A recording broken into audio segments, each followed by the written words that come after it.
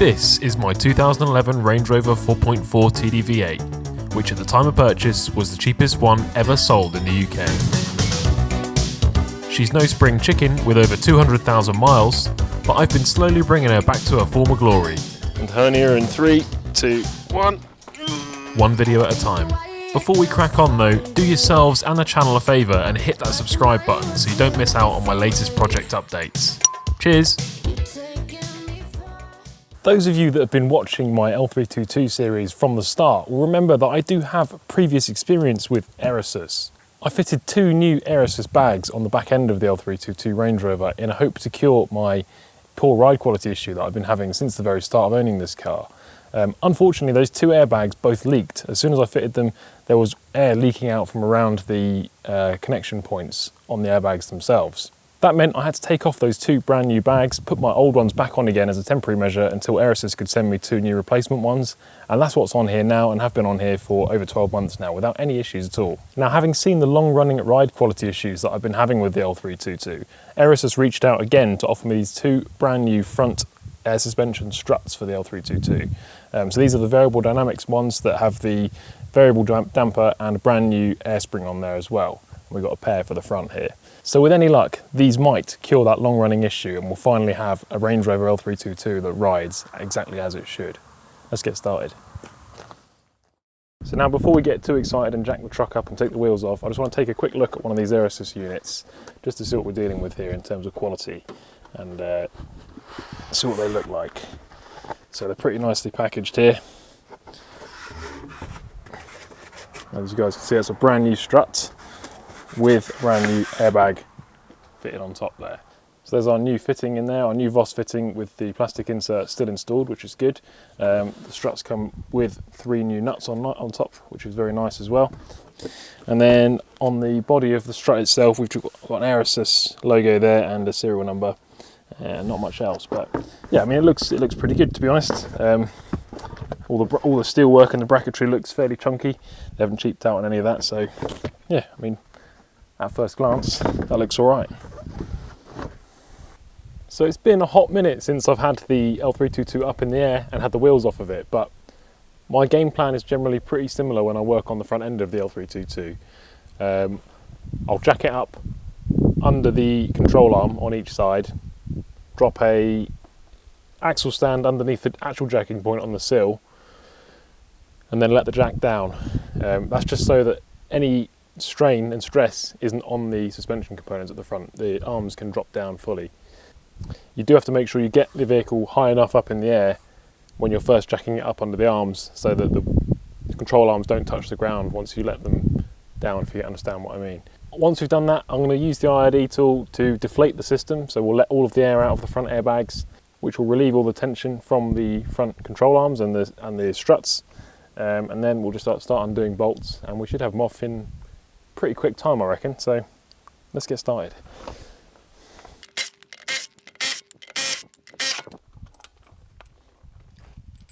Nuts are still good and tight, which is always a good start. Yeah. The size of these brakes always amaze me.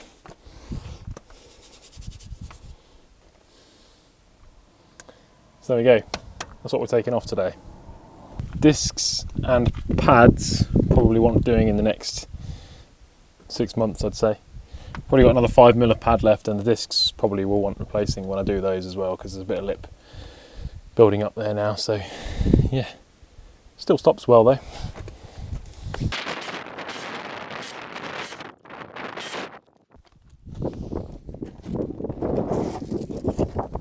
So there we go, we've got the Range Rover sat admittedly at a bit of a jaunty angle, but it's pretty secure like this, and it works for me. Ideally I'd have another pair of axle stands under the back so that when I deflate the whole system using the IRD tool, it drops down onto the axle stands as opposed to sinking right down at the back like that. So I think I've shown you guys pretty much everything on the air suspension on the Range Rover by now, except for changing these front struts.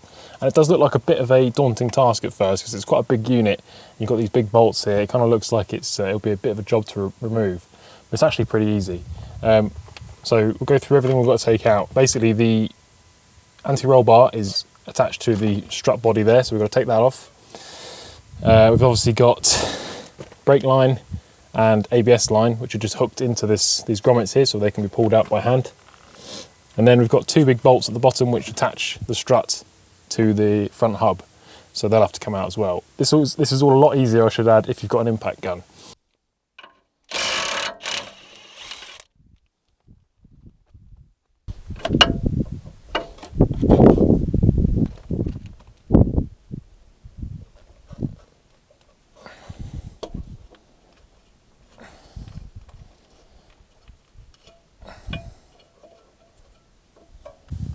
So now we can hit the big bolts on the strut, which are 22mm.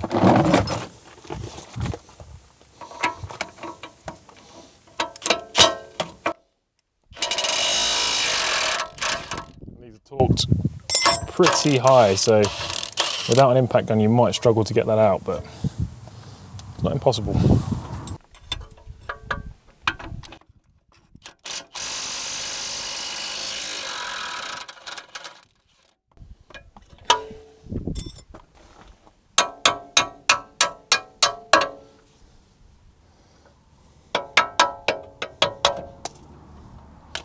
Numero uno. And the hub will want to try and flop away once you remove this because there's nothing holding it at the top. So just be wary it doesn't yank on the shaft too hard.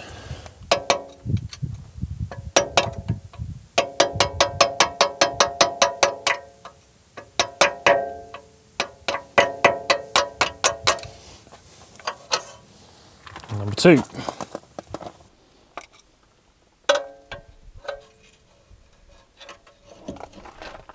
There we go, the hub is now disconnected. Okay, so that's this end all disconnected. Just be careful your brake lines don't get caught on anything or they're not too tight. This one's fine, and the same goes for the ABS line as well. So now we're going to move up top and disconnect it. So there's our harmonic dampener. The wire comes through the dampener and then goes into the plug down here, which just kind of disconnects easily like that. Which are going to be 16mm. I'm not going to take them out all the way because the strut will try and drop down.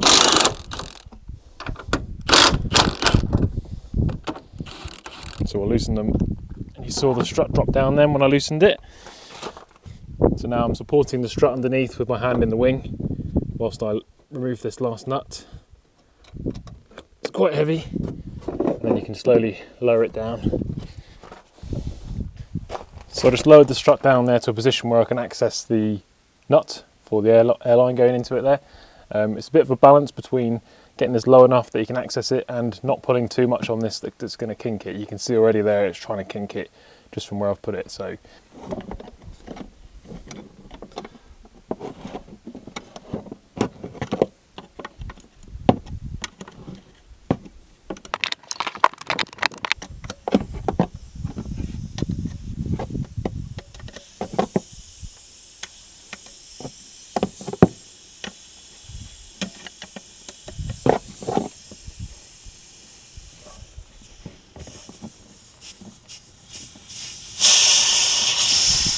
there we go.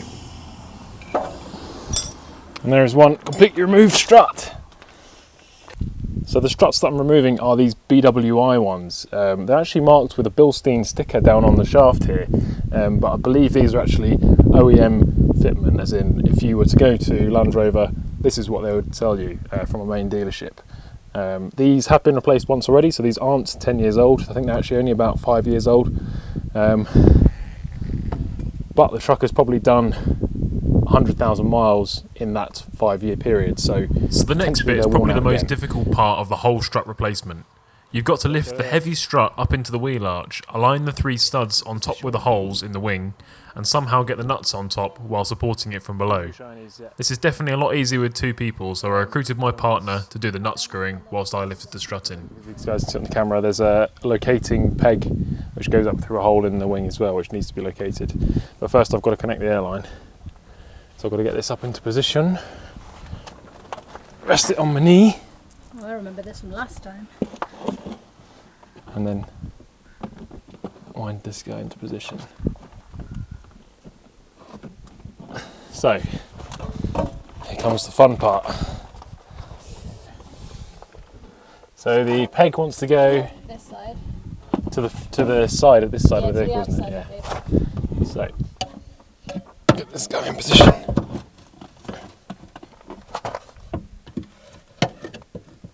Okay. Push upwards.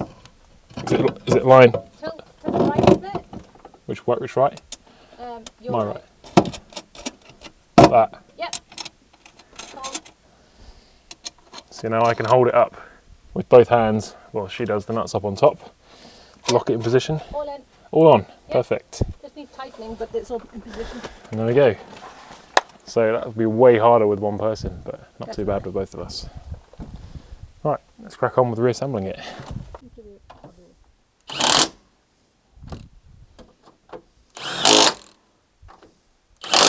Perfect. Ta-da!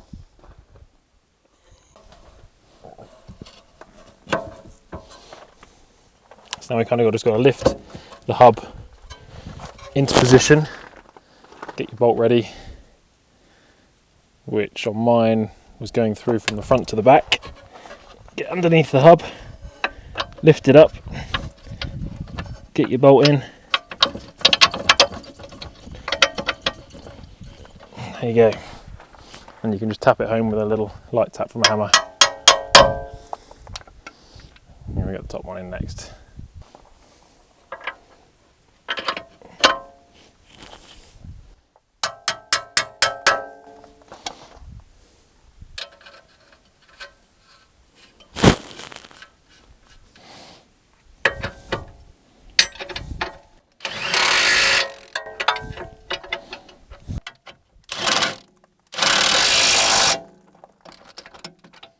Okay, we're going to come back and talk those in a minute. But for now, let's crack on with putting all the rest of this on.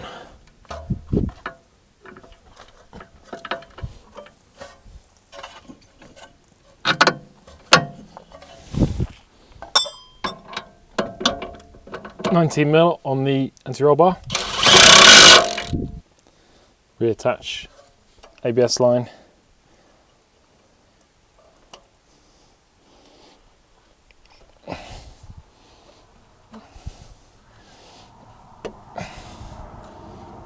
And then brake line, grommet in the back there, job done. So 56 Newton meters on the top studs.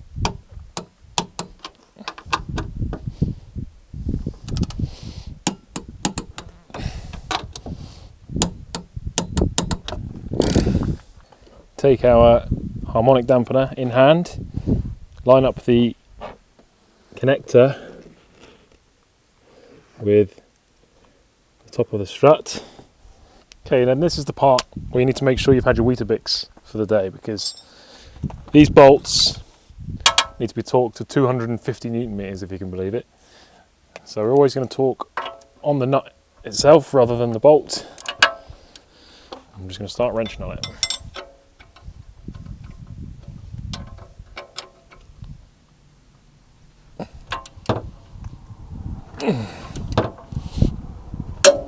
Oh, okay, it's pretty tight.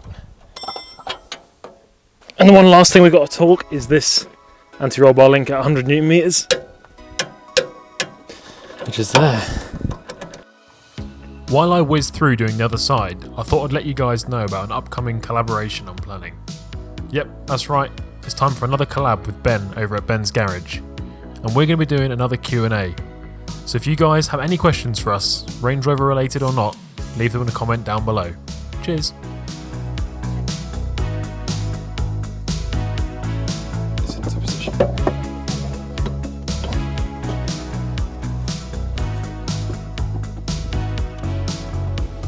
Bye. Yeah, which way do I need to go?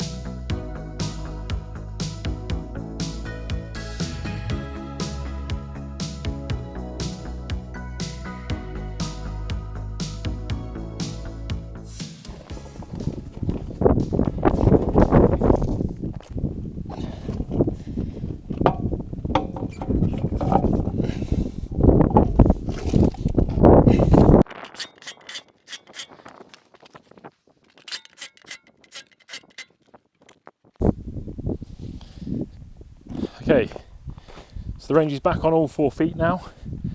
All I'm going to do is literally start it up, let the air suspension sort itself out and pump itself back up again. It's pretty good at doing that on the L322. It doesn't really get confused when you jack it up and stuff.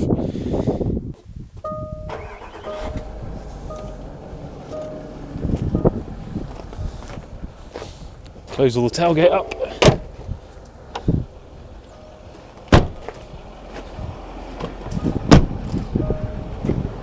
So because I used the IID tool to deflate the air suspension system, all I've got to do now is press re-enable EAS on here, and it should put it back into customer mode.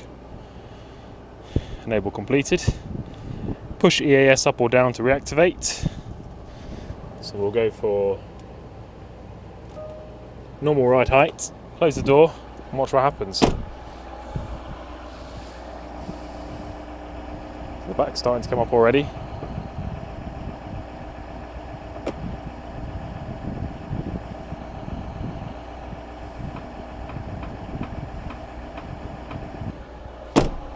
Up to off-road.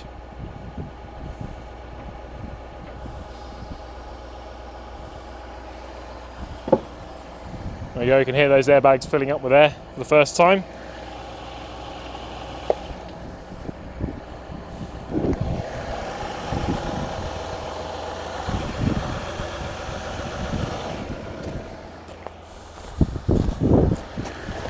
Okay.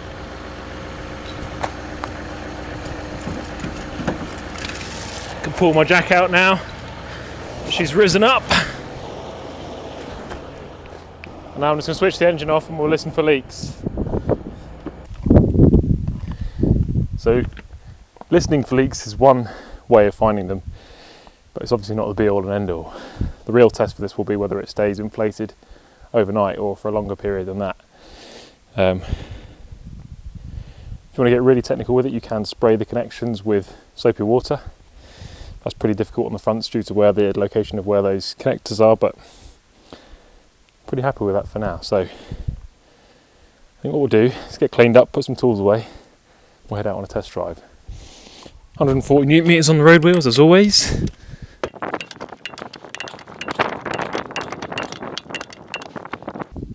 Desperately needs a clean, this truck. Might be my job for this evening if I can feel up to it.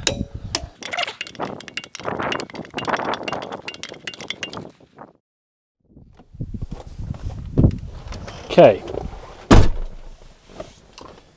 so we're going to go and find a nice quiet bit of back road, which shouldn't be too hard around here, and we're going to do some testing. I've got the all important IID tool with me because we're going to need to do a bit of recalibration of the damping system. You'd expect when you fit new dampers for it to need recalibration, so we're going to do that. And I'm also going to do a ride height calibration as well and try and get it exactly right on the ride height because that's pretty critical to ride quality. So we're going to try and get it set up as best as I can. Anyway, let's head out.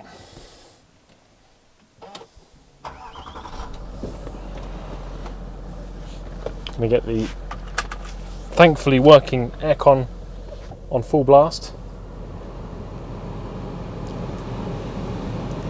because it is absolutely baking today.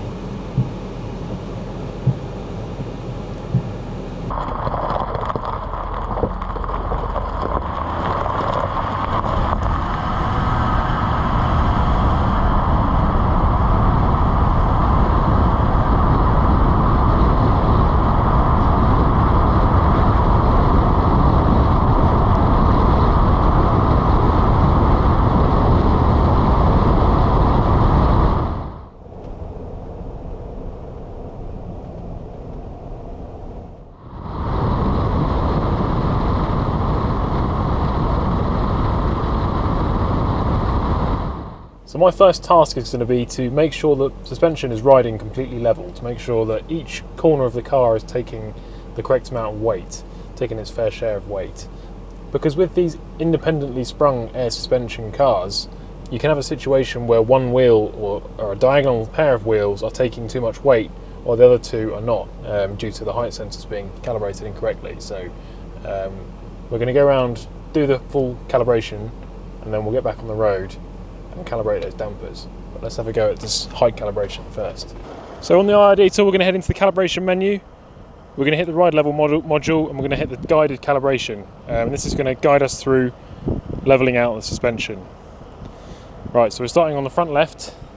And with this, you kind of need to make sure the phone doesn't get too far away from the Bluetooth transceiver, or you can lose signal. So front left wants to be set to 493 millimeters. So we're going to measure from the middle of the hub to the top of the wheel arch, and it's currently at 500, so that needs to come down. You can see that slowly dropping there. At 495 now, so it'll come down a bit more.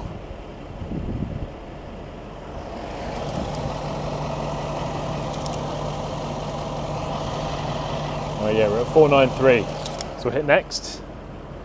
And we'll go on to the front right hand side.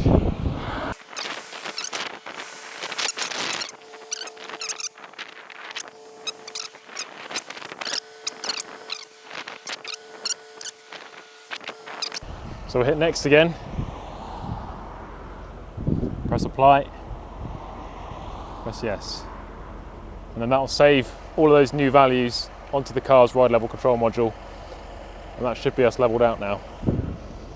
Operation succeeded, hit continue, and now we just got to press up or down on EAS to reactivate it. So that's that stage done. Let's hit the road, and now we'll do some damper calibration.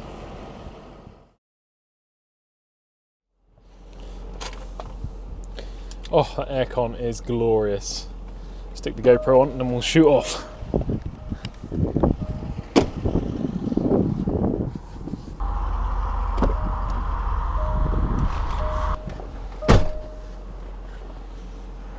Ready to go. Still connected to the IRD tool.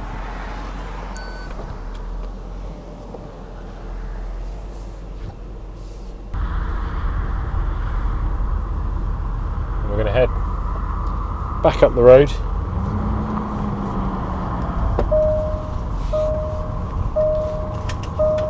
Do ourselves a bit of damper calibration. Now this road that I'm on is actually quite a good surface for damper calibration. It's got a few different types of undulations, all in quite a short area of road, which is what you want.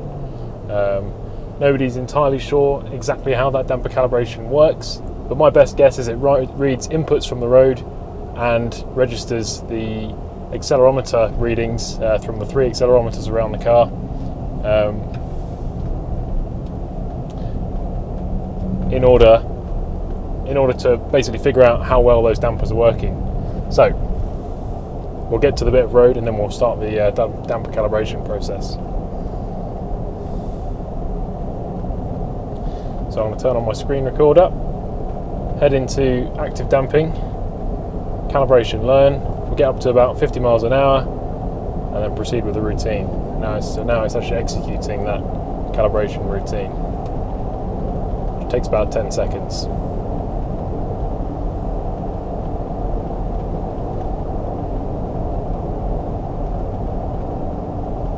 Okay, so there we go. Operation succeeded. We're now, in theory, fully calibrated, both for height and for damper calibration as well. So we can disconnect from the IRD tool now.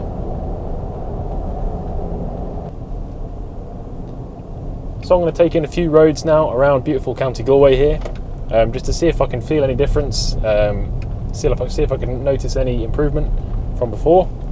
I don't want to make a rash judgment straight away. Try and take in a few different surfaces and roads before I go ahead and make a judgment call. But yeah, let's see how we get on.